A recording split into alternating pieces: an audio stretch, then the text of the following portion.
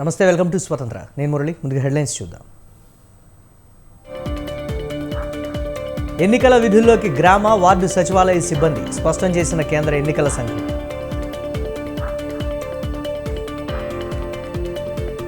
YCP నుంచి వచ్చిన అందరినీ తీసుకోలేం, పార్టీని నమ్ముకున్న వారికి అన్యాయం చేయమన్న చంద్రబాబు.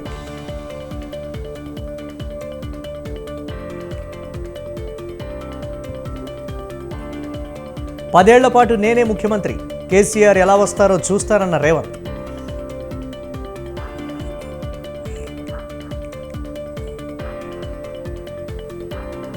కాంగ్రెస్ ప్రభుత్వం ప్రజాస్వామ్యాన్ని ఖూనీ చేస్తోంది, ఇదేనా ప్రజాపాలన అంటూ నిలదీసిన హరీష్ రావు.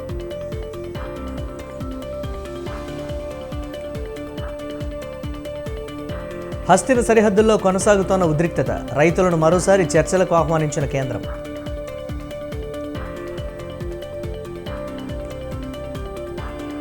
మరోసారి ఢిల్లీ సీఎం కేజ్రీవాల్కు సమన్లు, ఈ నెల 19న విచారణకు హాజరు కావాలన్న ఈడీ. నష్టాలతో ముగిసిన దేశీయ స్టాక్ మార్కెట్లు, సెన్సెక్స్ 707, నిఫ్టీ 198 పాయింట్ల నష్టం.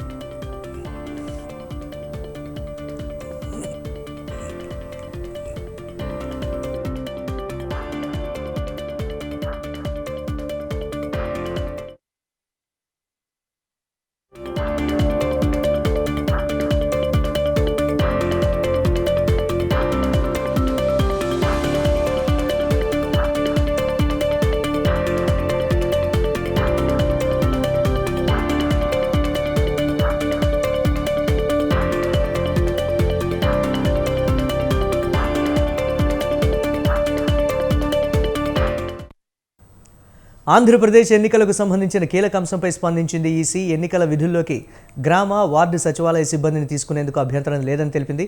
ఈ మేరకు కేంద్ర ఎన్నికల సంఘం సీఈఓకు లేఖ రాసింది. ఎన్నికల్లో ఓటర్ల వేలిపై ఇంకు పూసే విధుల విషయంలో స్పందించిన ఈసీ గ్రామ వార్డు సచివాలయ సిబ్బందికి ఇంకు రాసే విధులే అప్పగించాలని సూచించింది.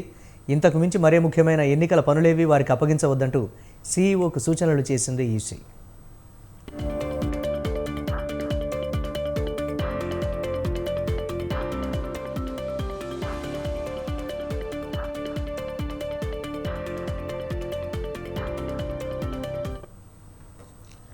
ఆంధ్రప్రదేశ్ ఎన్నికలకు సంబంధించిన కీలక అంశంపై స్పందించింది ఈసీ.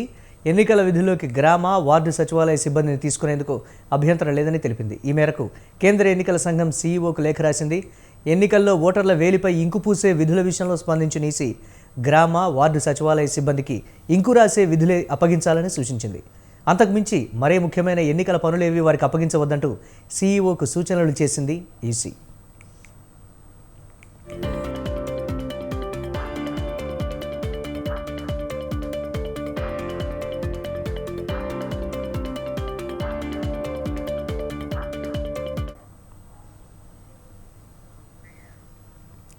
నల్గొండ సభలో మాజీ సీఎం కేసీఆర్ మాట్లాడిన భాషపై సీఎం రేవంత్ రెడ్డి అభ్యంతరం వ్యక్తం చేశారు.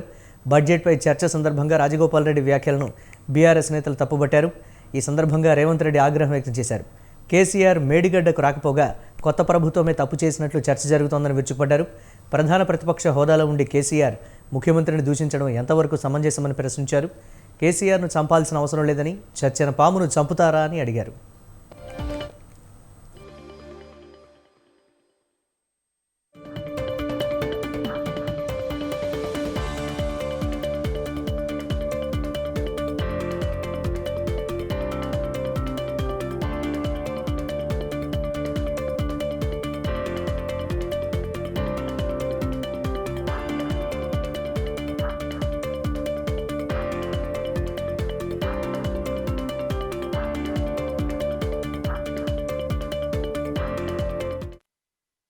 ముఖ్యమంత్రిగా 10 ఏళ్ళు పనిచేసి, కేంద్ర మంత్రిగా పనిచేసి, రాష్ట్ర మంత్రిగా పనిచేసి, శాసనసభ్యుడిగా పనిచేసి, పార్లమెంటుగా పనిచేసి, గొప్పలు చెప్పుకొని జబ్బలు జరుచుకునే ఉద్యమకారుని అనేటైనా ప్రధాన ప్రతిపక్ష పార్టీ హోదాలో ఉండి ఒక రాష్ట్ర ముఖ్యమంత్రిని పట్టుకొని ఏం బీకనిక పోయినావు అని అడిగితే, రా ఇప్పటికే ప్రజల్ని ప్యాంట్ ఊడబిక్కురు, ఉన్న అంగి చొక్కా కూడా ఊడబిక్తాం. ఇప్పటికే తెలంగాణ ప్రజలు మొన్న జరిగిన ఎన్నికలలో మీ పాయింట్ ఊడబిక్కిర్రు. ఇవాళ ఆ పాయింట్ ఊడవీకితే చెప్పుకునే దిక్కు లేక బొక్కబోర్లో పడితే బొక్కలు ఇరిగినాయి మీకు. అయినా మీ బుద్ధి మారలేదు. ఒక ముఖ్యమంత్రిని పట్టుకొని ఏం బీకనిక పోయినావని అడుగుతారా అధ్యక్ష? ఇది పద్ధత? ఈ రాష్ట్రం 4 కోట్ల ప్రజలు ఓట్లేసి గెలిపించిన ముఖ్యమంత్రిని పట్టుకొని ఏం బీకనిక పోయినావని అంటారా అధ్యక్ష? ఇదేనా తెలంగాణ సాంప్రదాయము? అందుకే నేను ఒకటే మాట అడుగుతున్నా, మీరు ఇవాళ చర్చకు సిద్ధమైతే పిలువండి.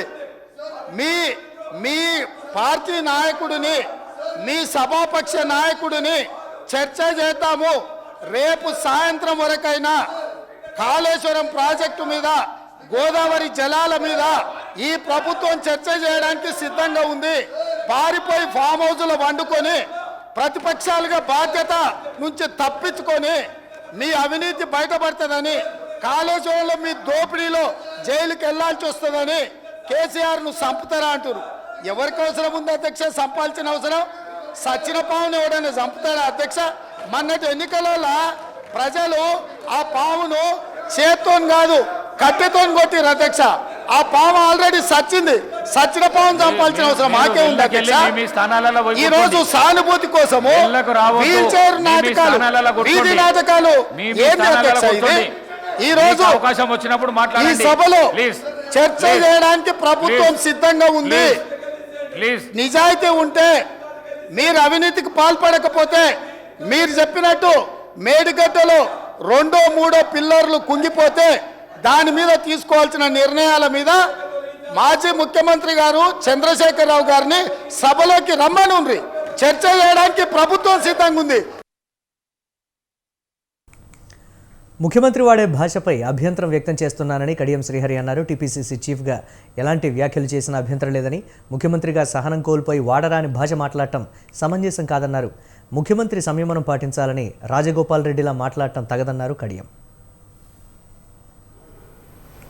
వాడే భాష పట్ల మాకు అభ్యంతరం ఉన్నది అధ్యక్ష.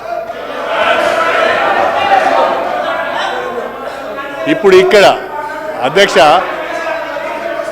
నేను ముఖ్యమంత్రి గారికి ఒక చిన్న సూచన. మీరు కాంగ్రెస్ పార్టీ ప్రెసిడెంట్గా ఉన్నప్పుడు ఎన్ని విషయాలైనా మాట్లాడవచ్చు. కాంగ్రెస్ పార్టీ ప్రెసిడెంట్గా ఎన్ని విషయాలైనా మాట్లాడవచ్చు.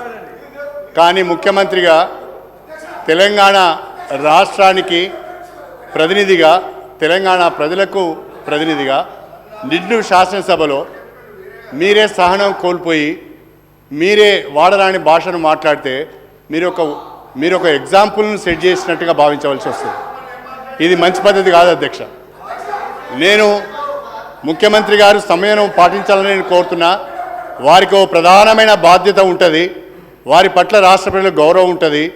ఆ గౌరవాన్ని కాపాడుకునే విధంగానే ముఖ్యమంత్రి గారు మాట్లాడాలి తప్ప కోమటిరెడ్డి రాజగోపాల్ రెడ్డి యొక్క మాట్లాడితే బాగుండదు అధ్యక్ష అని ఈ సందర్భంగా చెప్పదలుచు. ముఖ్యమంత్రి గారు వాడే భాష పట్ల మాకు అభ్యంతరం ఉన్నది అధ్యక్ష. ఇప్పుడు ఇక్కడ అధ్యక్ష, నేను ముఖ్యమంత్రి గారికి ఒక చిన్న సూచన. మీరు కాంగ్రెస్ పార్టీ ప్రెసిడెంట్గా ఉన్నప్పుడు తనకు మంత్రి పదవి రాదని సీనియర్ నేత మాజీ మంత్రి కడియం శ్రీహరి మాట్లాడటం ఎంతవరకు సమంజసమని ప్రశ్నించారు ఎమ్మెల్యే రాజగోపాల్ రెడ్డి. ఉద్యమ నేత రాజయ్యను పదవి నుంచి తొలగించి ఆ పదవి స్వీకరించిన చరిత్ర ఉన్న వ్యక్తి కడియమని ఆరోపణలు చేశారు. బీఆర్ఎస్ పార్టీలో ఉండగా కడియం శ్రీహరి మంత్రి కాలేడని అన్నారు. కడియం శ్రీహరిపై రాజగోపాల్ చేసిన వ్యాఖ్యల పట్ల బీఆర్ఎస్ ఎమ్మెల్యే కేటీఆర్ అభ్యంతరం వ్యక్తం చేశారు. రాజగోపాల్ తన వ్యాఖ్యలను ఉపసంహరించుకోవాలని, లేదంటే రికార్డుల నుంచి తొలగించాలని కోరారు.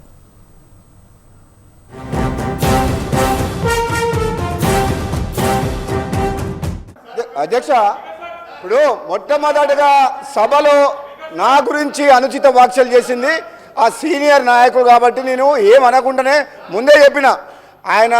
ఆయన పెద్ద మనిషి, ఇటువంటి మాటలు నన్ను అనొచ్చా? అది పార్టీ అధ్యక్ష, అది పార్టీ అంతర్గత విషయం. మంత్రులు ఎవరు కావాలి, మంత్రులు ఎవరు కావాలి, ఎవరిని చేయాలని పార్టీ అంతర్గత విషయం అధ్యక్ష. ఒకనాడు హరీష్ రావు గారేమో ఆ రోజు నా గురించి, నా మంత్రి పదవి గురించి మాట్లాడు. మళ్ళా కడియం శ్రీహరి గారు మాట్లాడారు. మా పార్టీ గురించి అధ్యక్ష, మా పార్టీ అంతర్గత విషయం గురించి ఎవరి మంత్రులు కావాలి, ఎవరి మంత్రులు కావాలి మా పార్టీ అధిష్టానం ముఖ్యమంత్రి గారు నిర్ణయం తీసుకుంటారు.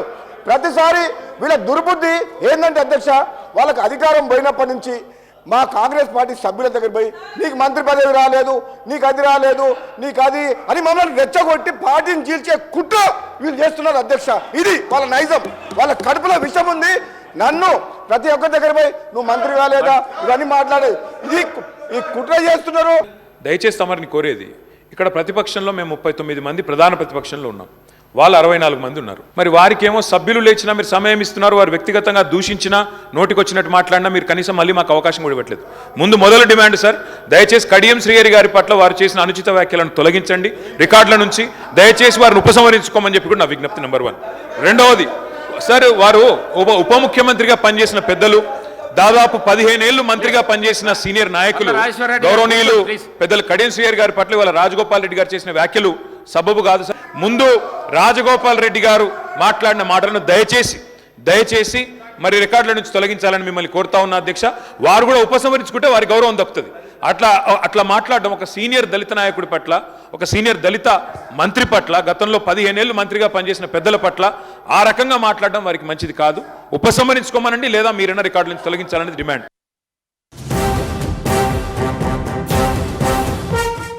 చెల్లెమ్మ వదినమ్మలతో చంద్రబాబు కుట్రలు కుతంత్రాలకు తెరలేపారంటూ ఏపీలోని ప్రతిపక్షాలపై మాజీ మంత్రి కొడాలి నాని సెటైర్లు విసిరారు.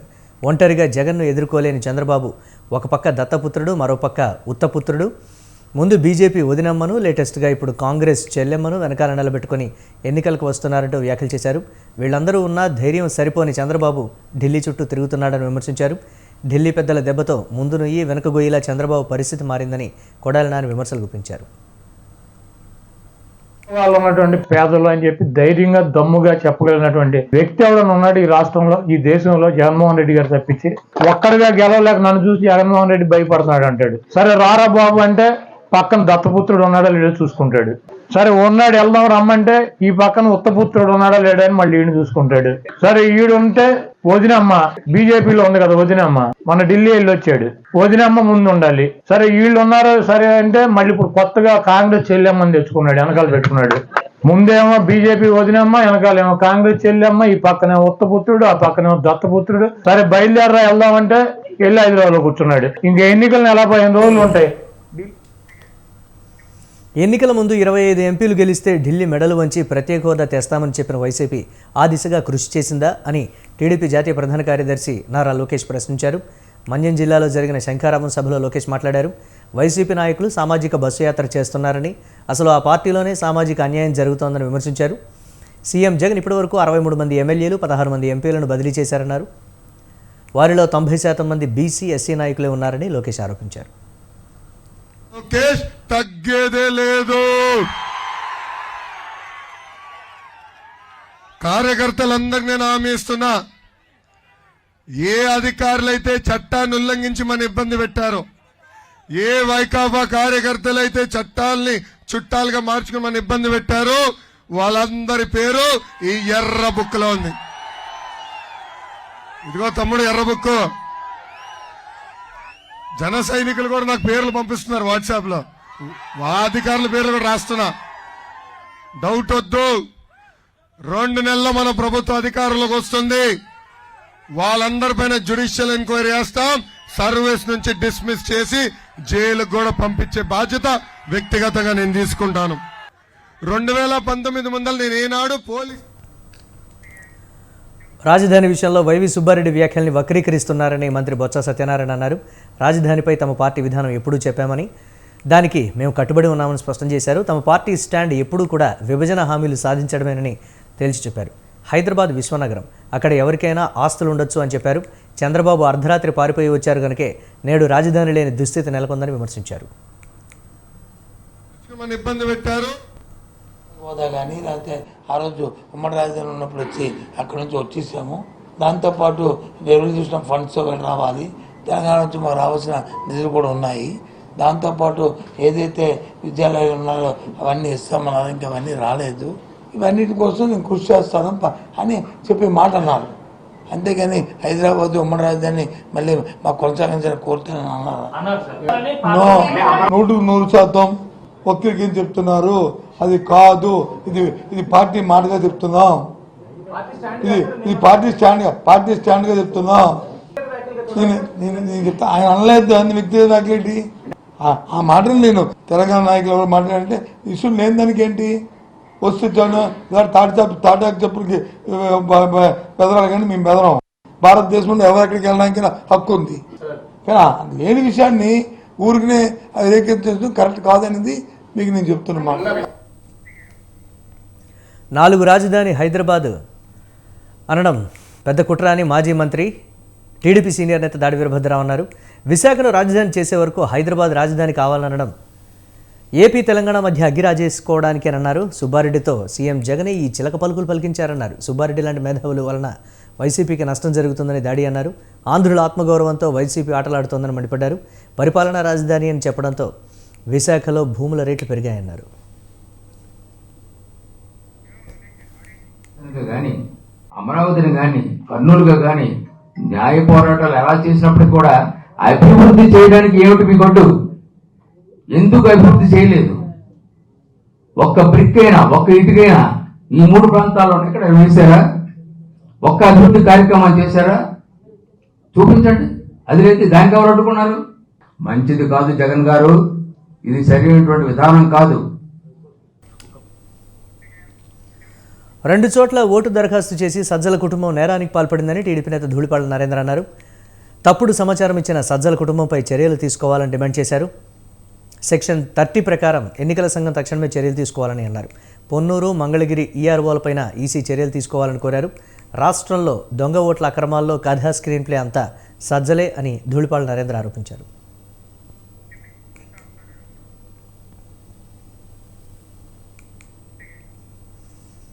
రాజ్యసభ ఎన్నికల వేళ ఏపీలో రెబల్ ఎమ్మెల్యేల వ్యవహారంపై ఉత్కంఠ కొనసాగుతోంది.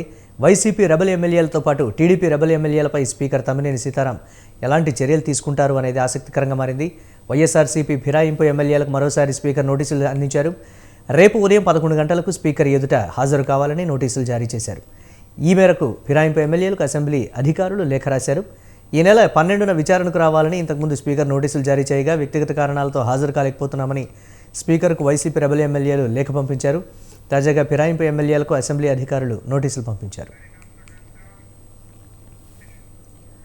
కాంగ్రెస్ తరఫున తెలంగాణ నుంచి రాజ్యసభ ఎన్నికల్లో పోటీ చేసే అభ్యర్థులను ఆ పార్టీ ప్రకటించింది. రేణుకా చౌదరి, అనిల్ కుమార్ యాదవ్ పేర్లను ఖరారు చేసినట్లు party general secretary KC Venugopal ప్రకటన చేశారు. తెలంగాణ శాసనసభలో కాంగ్రెస్ పార్టీకి ఉన్న బలం ప్రకారం 2 రాజ్యసభ సీట్లు దక్కనున్నాయి. కర్ణాటకలో ఖాళీ అవుతున్న 3 స్థానాల నుంచి అజయ్ మాకెన్, సయ్యద్ నాజీర్ హుస్సేన్, జీసీ చంద్రశేఖర్, మధ్యప్రదేశ్ నుంచి అశోక్ సింగ్ పోటీ చేయనున్నారు. నామినేషన్ల దాఖలకు ఈ నెల 15 వరకు గడువు ఉంది.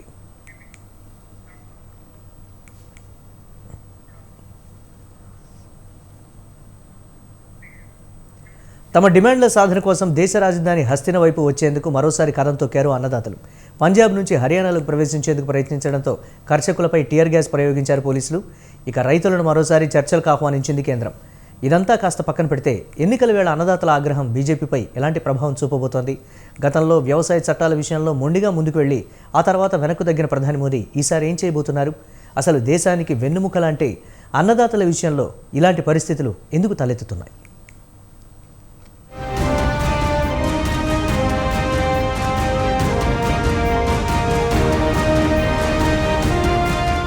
అన్నదాతల నినాదాలతో పంజాబ్, హర్యానా సరిహద్దు ప్రాంతాలే కాదు, ఢిల్లీకి దారి తీసే అన్ని పట్టణాలు, నగరాలు దద్దరిల్లుతున్నాయి. ఇప్పటికే వేలాదిగా ఢిల్లీ సమీప ప్రాంతాల్లోని సరిహద్దులకు చేరుకున్న కర్షకులు ఏమాత్రం అవకాశం దొరికినా హస్తినాలోకి వెళ్లేందుకు సిద్ధంగా ఉన్నారు. ఈ క్రమంలోనే మరోసారి పంజాబ్, హర్యానా సరిహద్దులో ఉద్రిక్త పరిస్థితులు తలెత్తాయి. దీంతో పోలీసులు మరోసారి బాష్పవాయు ప్రయోగించారు.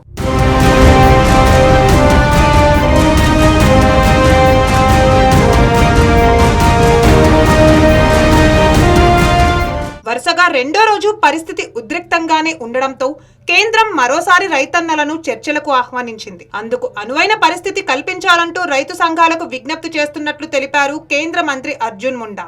అయితే తామేమీ ఘర్షణ పడేందుకు రాలేదని చెబుతున్నారు రైతు సంఘాలు.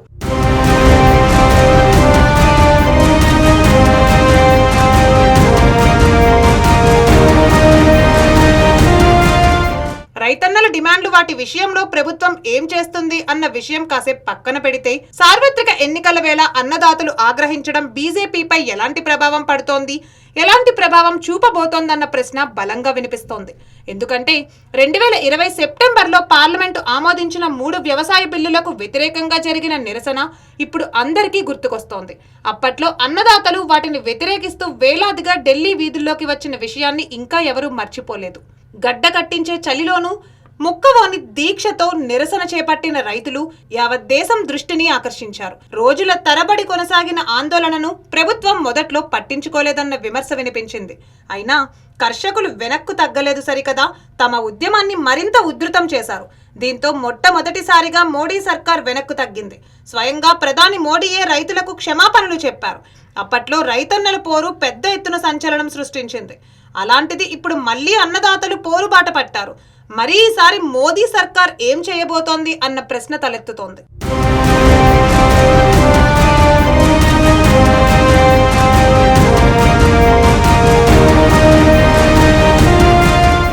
నిజానికి దేశానికి అన్నం పెట్టే రైతన్నే వెన్నెముక అంటూ అందరూ చెబుతూ ఉంటారు.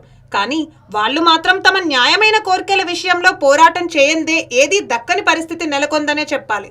కేవలం ఇక్కడే కాదు, ఇతర దేశాల్లోనూ ఇదే పరిస్థితి. అక్కడ కూడా ఇదే పంథాలో పోరాటం జరుగుతోంది.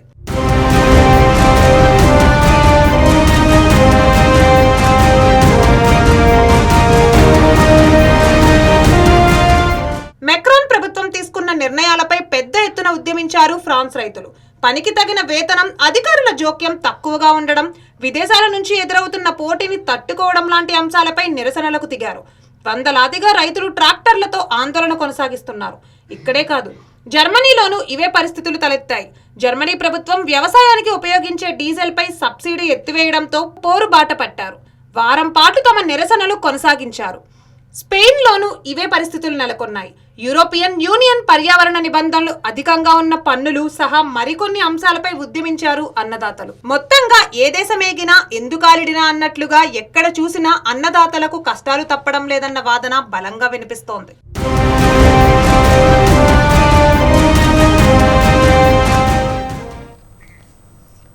ఆధునిక ప్రపంచానికి సాంకేతిక ఆధారిత స్మార్ట్ ప్రభుత్వాలు అవసరమని ప్రధాని నరేంద్ర మోదీ అన్నారు.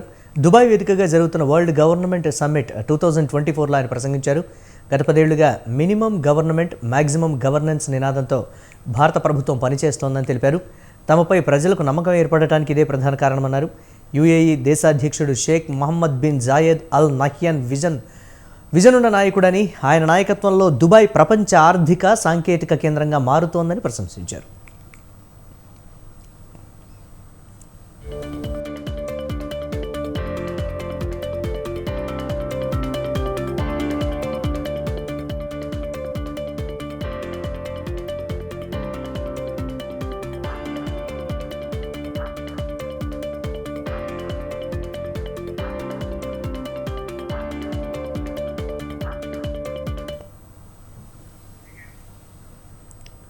యునైటెడ్ అరబ్ ఎమిరేట్స్లో భారత ప్రధానికి ఘన స్వాగతం లభించింది. మోదీ వరల్డ్ గవర్నమెంట్ సమ్మిట్కు వచ్చిన సందర్భంగా దుబాయ్లో ప్రత్యేక స్వాగతం లభించింది. దుబాయ్ బుర్జ్ ఖలీఫాను భారత జాతీయ పతాక రంగుల్లో విద్యుత్ దీపాలతో ప్రత్యేకంగా అలంకరించారు.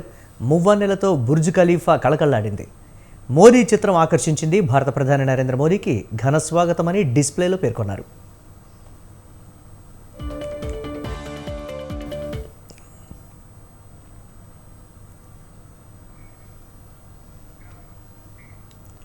పాకిస్తాన్లో రాజకీయ అనిశ్చితి పరిస్థితుల్లో సంకీర్ణ ప్రభుత్వం ఏర్పాటుకు రంగం సిద్ధమైంది. పాకిస్తాన్ ముస్లిం లీగ్, నవాజ్, పాకిస్తాన్ పీపుల్స్ పార్టీ కలిసి మెజారిటీ ప్రభుత్వం ఏర్పాటుకు సిద్ధమయ్యాయి.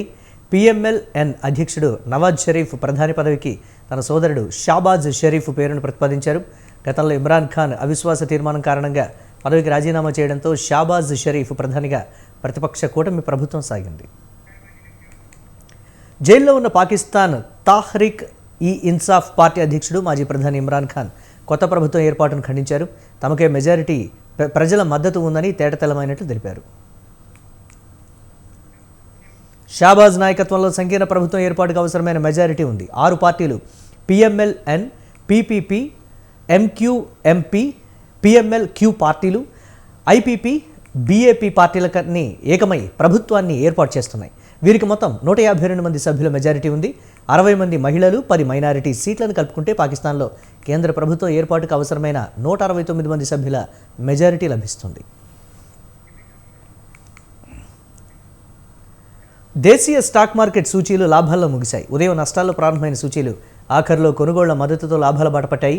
క్రమంగా కనిష్టాల నుంచి సెన్సెక్స్ ఏకంగా 1000 పాయింట్ల మేర పుంజుకుంది. స్టేట్ బ్యాంక్ ఆఫ్ ఇండియా, రిలయన్స్, యాక్సిస్ బ్యాంక్ షేర్లలో కొనుగోళ్లు ఇందుకు దోహదం చేశాయి. సెన్సెక్స్ 71,035.25 పాయింట్ల వద్ద నష్టాల్లో ప్రారంభమైంది. ఇంట్రాడేలో 70,809.84 వద్ద కనిష్టాన్ని తాకింది. చివరికి 277.98 పాయింట్ల లాభంతో 71,833.17 వద్ద ముగిసింది. నిఫ్టీ సైతం 96.80 పాయింట్ల లాభంతో 21,840.5 వద్ద స్థిరపడింది. డాలర్తో రూపాయి మారకం విలువ 83 రూపాయల 3 పైసలుగా ఉంది.